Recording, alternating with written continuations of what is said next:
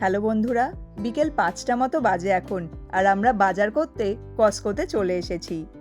স্টোরের চারিদিকে প্রচুর পার্কিং আছে, তবে দোকানের সামনের দিকের এই পার্কিংগুলো দেখো, এগুলো হলো হ্যান্ডিক্যাপ পার্কিং।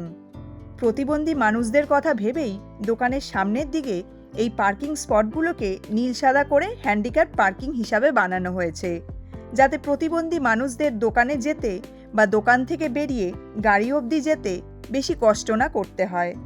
সাথে পার্কিংয়ের সামনে দেখো পোস্টে হ্যান্ডিক্যাপ সাইনটা আছে, আর লেখা আছে $50 to $300 ফাইন।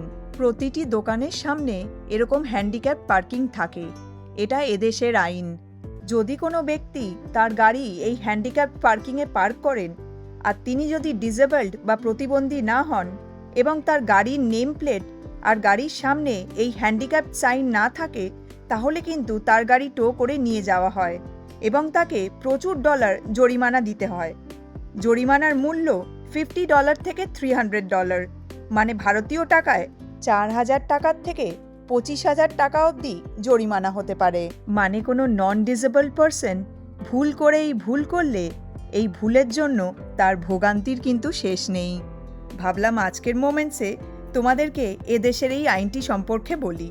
তো যাই হোক, এখন টাটা, তোমাদের সাথে পরের মোমেন্টসে আবার কথা হচ্ছে। Bye bye.